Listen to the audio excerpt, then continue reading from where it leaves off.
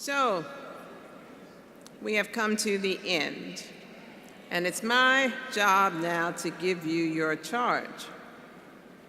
So one of the great things about being an alumna of Spelman College is that there are all these great traditions, and traditions are important, because traditions are the way that we show each other and show the world what our values and our principles and our beliefs are. So one of my favorite traditions is the annual alumni convocation. It took place last week. We had over 1,000 alumni who came back to Spelman campus, and we host them in a convocation at Sisters Chapel, and we had hundreds and hundreds of alumni in Sisters Chapel. Everybody's dressed in their white attire, and according to tradition, the 10th anniversary class, so that was 2008, has to introduce each of the reunioning classes, and they did it with music and stories about the social and political events that were going on during that era, starting with the class of 1943.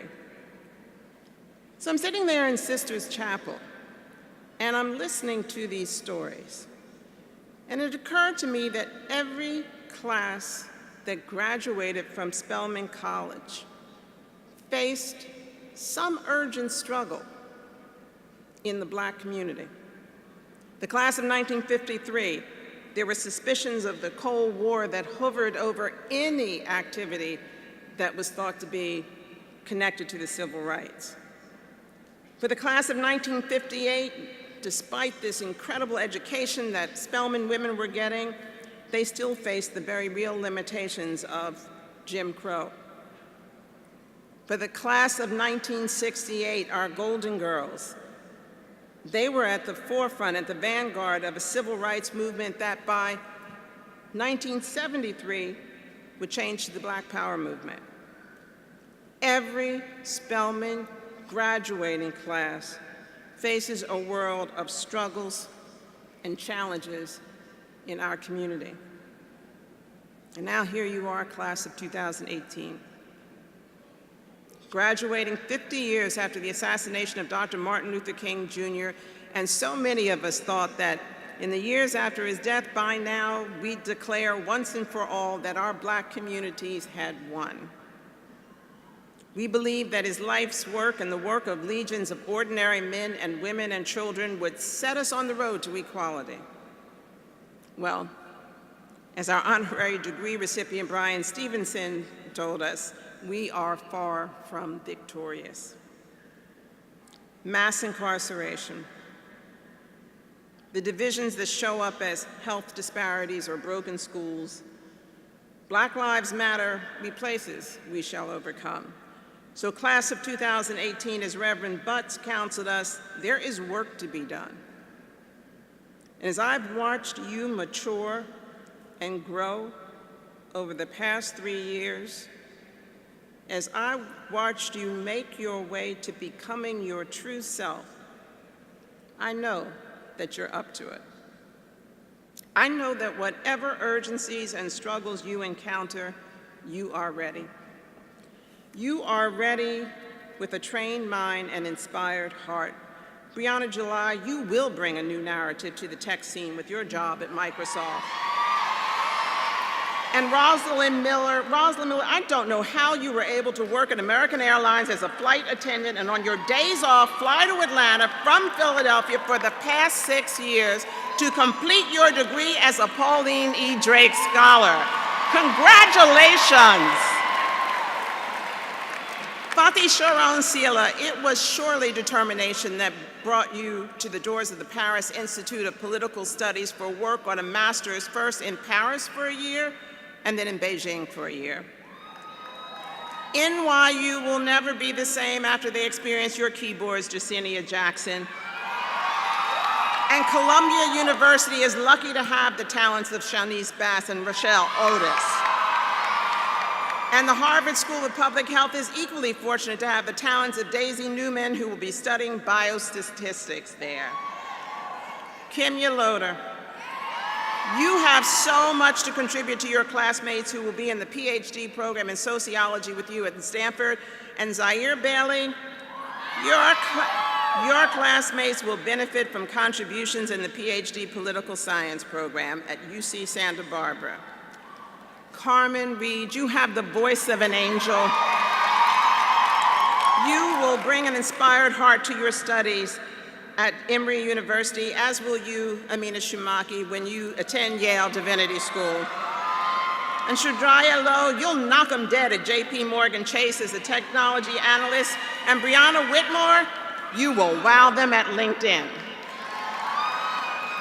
The students at Booker T. Washington High School on the west side of Atlanta will benefit greatly from having you, Tiara Fenderson and Dara Prentice, as college advisors.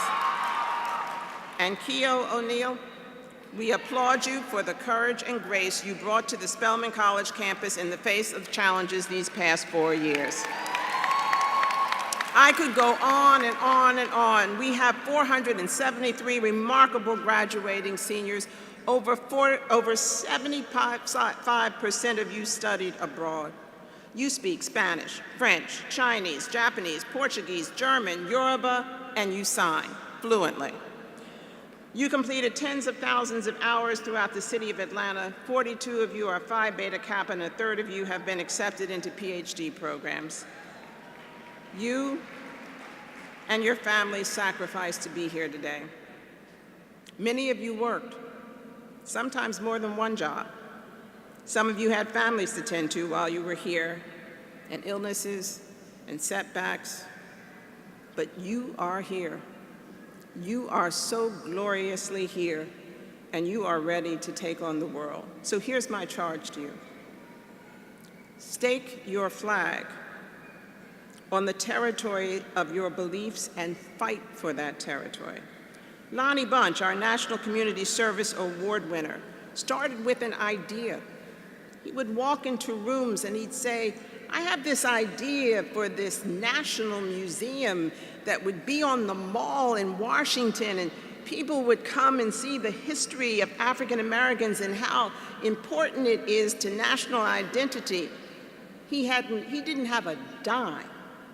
He had an idea, and he believed in that idea, and he went from room to room to room until he built a circle of supporters who built that magnificent structure on the mall.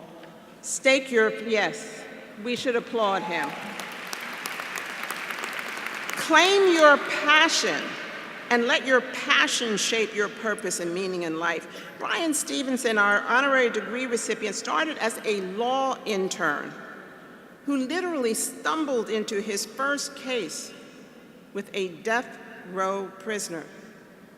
And in the conversation that he had with that prisoner, he discovered his passion for life. And his work is hard. It's hard, plodding work, exonerating the innocent, one life at a time. As I said, he left the stage today to work on a case that he'll argue before the Supreme Court to give a life or death chance to someone who's waiting on the decision.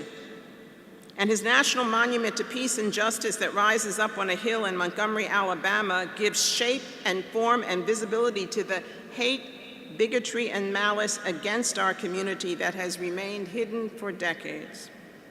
And finally, be the Black woman you need to be. Our commencement speaker, Rosalind Gates Brewer, class of '84, sat right where you are sitting now. The higher she climbed, the more she invested her time, talent, and treasure in her alma mater. She has supported a total of 9 first-generation students during their academic careers here at Spelman College. The more she rises in corporate America, the more she has rooted herself in her community, her family, her friends, her heritage as a Black woman. We need more leaders like her that reach back as they are climbing, and I feel certain that you'll be that type of leader. Now, in a few minutes, we're going to sing the Spelman hymn. And as we sing the line, Beacons of Heavenly Light, I want you to remember that for you, as a Spelman woman, it means you are lit.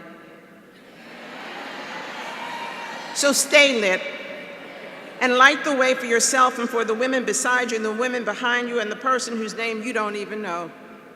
Speak truth to power even when power is death. Speak truth to power even when the fake truth masks the real truth. Speak truth to power even when silence is more comfortable. You have a choice to change the world, but you don't have to change it all the time. I mean, every now and then you can laugh and eat good food and have some fun and love one another and be there for one another. But never forget the people who brought you here. Look around, all of them. There are thousands of people in this room, your family and friends who rode buses, took trains, drove for hours on end, but they are here and they will always be here for you. So let's applaud them once again.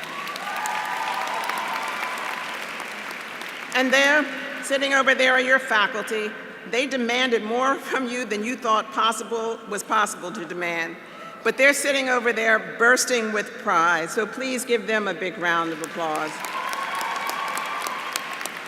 And all throughout this convention hall, our staff and administrators who supported you and are right now cheering you on in their hearts. And no matter how many awards and accolades and important people you meet, and you will meet them, the people in this room are your bedrock. You can count on all of us. And my Spelman sisters, you are part of the Spelman sisterhood forever. And you can count on each other forever. So, congratulations.